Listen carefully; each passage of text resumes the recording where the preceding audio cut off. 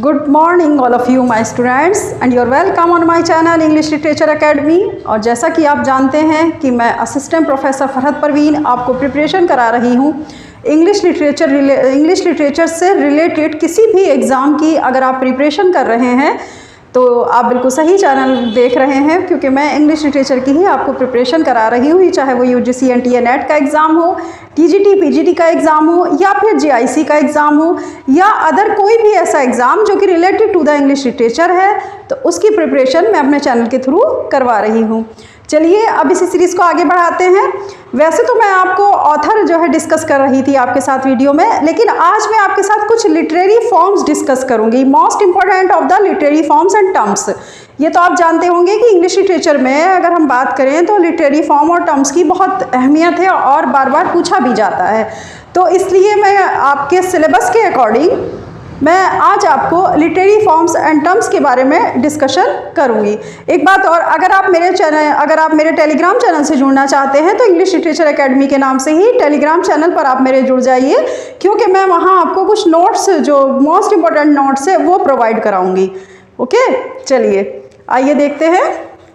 आज मैंने आपके लिए लिया है लिटरेरी फॉर्म्स एंड टर्म्स में नंबर 1 है। नंबर 1 पर आता है अफेक्टिव फॉलेसी। अफेक्टिव फॉलेसी मतलब आपको मैं समझाते हुए तब ये बताऊंगी। तो अफेक्टिव फॉलेसी का मतलब होता है कि confusion between poem and it's result. Affective fallacy जो टर्म्स है वो यूज होती है कि जब मतलब पोयम लिखी गई तो कंफ्यूजन कहाँ पर हो रहा है, उस पोयम में और उस पोयम के जो आने वाले रिजल्ट हैं उनके बीच में कंफ्यूजन का होना अफेक्टिव फॉलेसी कहलाता है। Is that clear? Affective fallacy term किसके लिए? अब अगर हम एक कीवर्ड की बात करें तो कीवर्ड के अकॉर्डिंग आप इस तरह जोड़ सकते हैं कि अफेक्टिव फॉलेसी का जो असली कीवर्ड है वो क्या है, पोयम एंड इट्स रिजल्ट। और क्या हो रहा है इनके बीच में? कंफ्यूजन क्रिएट हो रहा है। ठीक है, poem and it's result create to the confusion, इस तरह से आप याद कर सकते हैं। तो इन दोनों के बीच में जब कंफ्यूजन क्रिएट होता है तो एक टर्म यूज होती है affective fallacy. Next number 2 is the Alexandrian. Alexandrian जो अगर हम बात करें इस टर्म की तो ये टर्म कहलाती है ए लाइन ऑफ वर्स, छंद की वो लाइन। समझ में आया? वर्स का मतलब होता है छंद, यानी ये भी पोयम से रिलेटेड है। ये आपको ध्यान देना है कि कौन कौन सी टर्म है जो कि पोयम से रिलेटेड हो रही है। तो a line of verse 6 iambic feet और 12 सिलेबल आयम्बिक लाइन। तो क्या कह रहा है वो कि एक ऐसी लाइन छंद की जिसमें कि 6 आयम्बिक फीट हो, या तो 6 आयम्बिक फीट हो, या फिर क्या हो, या फिर आपका 12 सिलेबल आयम्बिक लाइन हो, या फिर 12 सिलेबल आयम्बिक लाइन हो। समझ में आया? यानी या तो आप अगर सिर्फ इसको लिख देंगे तो भी आपका जो आंसर है वो एकदम सही आएगा, लेकिन अगर ऑप्शन में ये ना दे करके और ये दिया हो 12 सिलेबल आयम्बिक लाइन तो भी आपका आंसर सही होगा, क्योंकि या तो इसे आप 12 सिलेबल आयम्बिक लाइन भी पढ़ सकते हैं, इसको ये भी कहा जाता है, और या फिर आप 6 आयम्बिक फीट अपना सीधा कह दीजिए, या अगर ऑप्शन में ये वर्ड आता है तो आप इसको इस तरह से लिख कर दीजिएगा सही। ठीक है, नंबर 3 आता है anadiplosis. Anadiplosis repetition of the final words of a sentence or line at the beginning of the next. अब देखिए इसमें क्या कहा जा रहा है, वो वर्ड्स जो कि बार बार रिपीट हो रहे हैं और लाइन की जो फाइनल वर्ड्स हैं या जो अंत है जहां पर हमारी लाइन का, वहां से वो वर्ड बार बार रिपीट होकर के और नेक्स्ट लाइन तब शुरू होगी, पहले उन वर्ड का रिपीटेशन होगा। Is that clear? मतलब क्या? देखिए anadiplosis repetition of the final words, जो अंत में लाइन के बार बार वर्ड्स आ रहे हैं, या वाक्य के अंत में सेंटेंस दिया हुआ है या वाक्य के अंत में जो बार बार वर्ड आ रहे हैं, तो line at the beginning of the next line शुरू होने से पहले उन वर्ड्स का क्या होगा? रिपीटेशन होगा, या वो रिपीट होंगे। अंडरस्टूड? तो ऐसी इस जगह पर अगर हम बात करें तो हम सिर्फ एक टर्म का यूज करते हैं एनाडिप्लोसिस, यानी फाइनल वर्ड्स का, सेंटेंस का जो अंत का वर्ड है, सेंटेंस यानी वाक्य का जो अंत का शब्द है उसका रिपीटेशन हुआ है नेक्स्ट लाइन शुरू होने से पहले। Is that clear? चलिए number 4 anagram. Anagram, a word or phrase spelled by rearranging the letters of the another word or phrase। उसने कहा कि एक ऐसा शब्द जिसको आप बार बार रीअरेंज करके अगर लगाते हैं तो एक नया शब्द या एक नई फ्रेज बन जाती है। तो इसे हम क्या कहते हैं? इसे कहते हैं anagram. A word or phrase spelled by rearranging. Spelling को आपने बार बार रीअरेंज किया, ठीक है, यानी स्पेलिंग वही रहेगी लेकिन उसी को बार बार जब आप रीअरेंज करेंगे तो एक नया शब्द और एक नई फ्रेज बन करके आएगी, तो उसे कहा जाता है एनाग्राम। Number 5, analogy. एनालॉजी तो सब बच्चे वैसे ज़्यादातर जानते होंगे, ये लॉजिकल है। ये वर्ड कहाँ से ये टर्म ली गई? लॉजिकल टर्म है ये एक। और एनालॉजी का मीनिंग होता है जब हम किसी की तुलना सेम टू सेम उसी दूसरी चीज़ से कर दें, जैसे कि ये बिल्कुल ऐसा ही है जैसा कि वह है, या जैसा कि मतलब ये इस तरह से हम कह सकते हैं ये शहर बिल्कुल ऐसा है जैसा कि दिल्ली। समझ गए? तो जहाँ पे जैसा वैसा करके वर्ड आते हैं समझ लीजिए कि वहाँ पर एनालॉजी है। या जहाँ पे इस तरह से तुलना की जाती है कि दोनों को एक समान रखते हुए चीज़ों की तुलना की गई, और दोनों का मतलब क्या है कि ये, जैसे मैंने अभी आपको बताया कि ये शहर बिल्कुल ऐसा है जैसा कि दिल्ली। तो जैसा कि क्या है? दिल्ली। तो दिल्ली से हमने उस शहर की तुलना कर दी। तो ये क्या हो गया कि हम जब कंपेरिजन दो चीज़ों में करते हैं, देखिए analogy, if things agree in some respect they probable agree in others. अगर हम किसी दूसरी चीज से बिल्कुल पूरी तरह सहमत होते हैं कि हाँ ये ऐसा ही है जैसा कि वह था, ये बिल्कुल राम ऐसा ही है जैसा कि श्याम है, राम और श्याम में कोई अंतर नहीं है बल्कि वो भी ऐसा ही है और ये भी ऐसा ही है। तो जहाँ जैसा वैसा करके बात होती है वहाँ पर आपका एनालॉजी होता है। और इसकी जो शुद्ध हिंदी है वो है सादृश्यता। सादृश्यता मतलब दृश्य देखने में एक जैसा हो, सा मतलब समान और दृश्य में देखने में एक जैसा।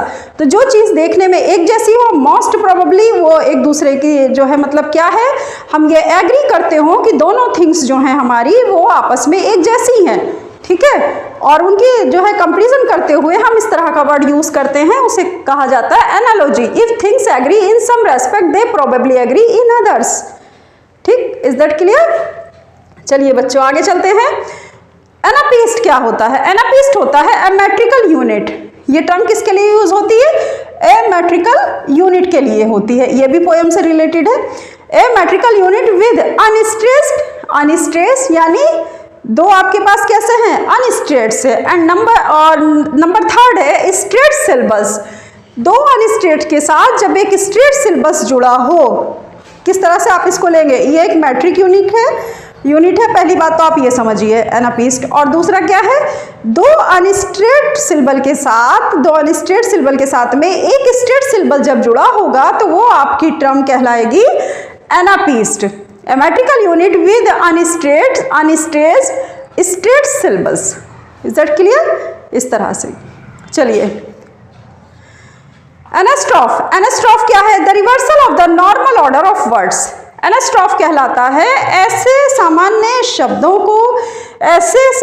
शब्दों का वो क्रम जो कि बार बार रिपीट हो रहा है, रिवर्सल हो रहा है, यानी पुनरावृत्ति बार बार हो रही है।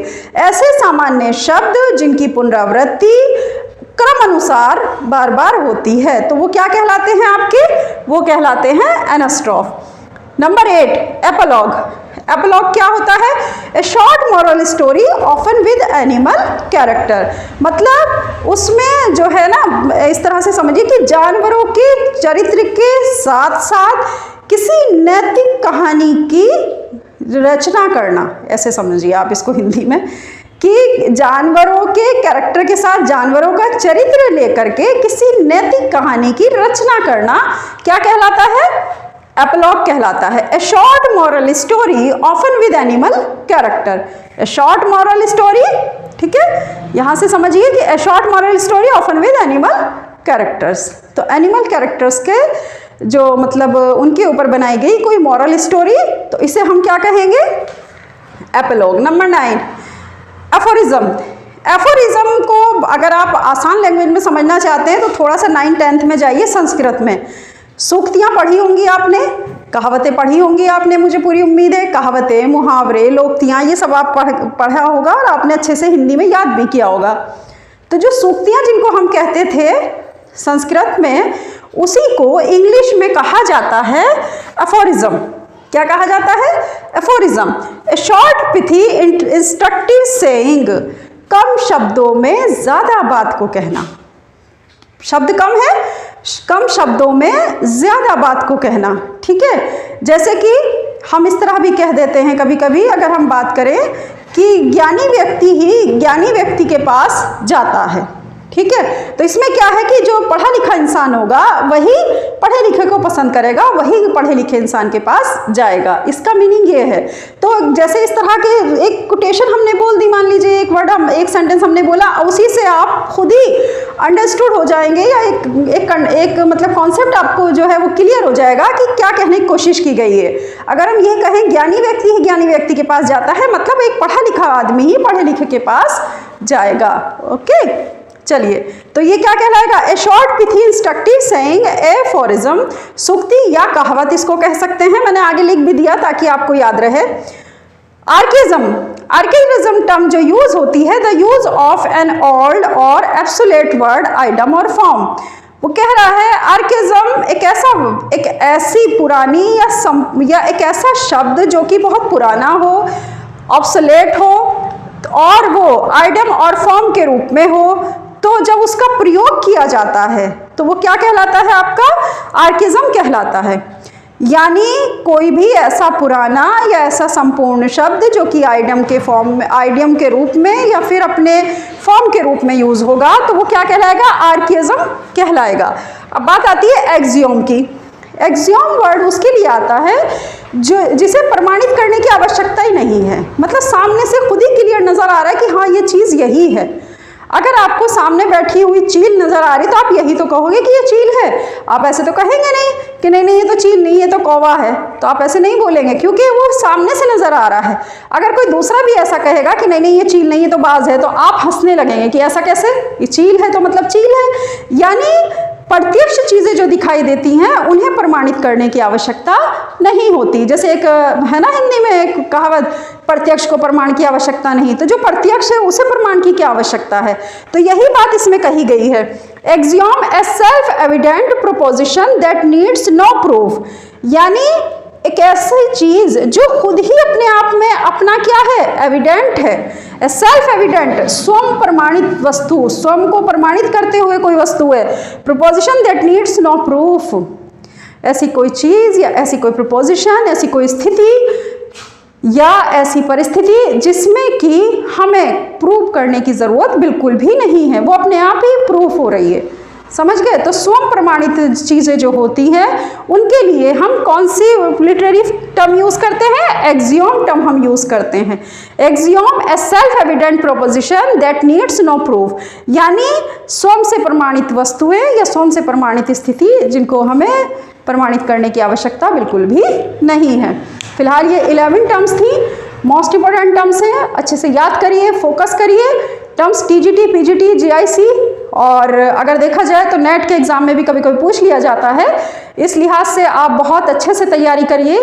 और दूसरी चीज़ ये भी मैं कहना चाहूँगी आप लोगों से कि आप जो हैं वो थोड़ा सा चैनल को कम लाइक और शेयर कर रहे हैं, तो थोड़ा मतलब ज़्यादा करिए, लाइक और शेयर करिए ज़्यादा से ज़्यादा, ताकि ज़्यादा बच्चों तक ये चैनल पहुंच सके और ज़्यादा बच्चे इस चैनल का फ़ायदा उठा सके। चलिए, आप इन सबको जो है अच्छे से जो है इसका स्क्रीनशॉट ले लीजिएगा, या चाहे मेरे साथ ही राइट डाउन कर लीजिए।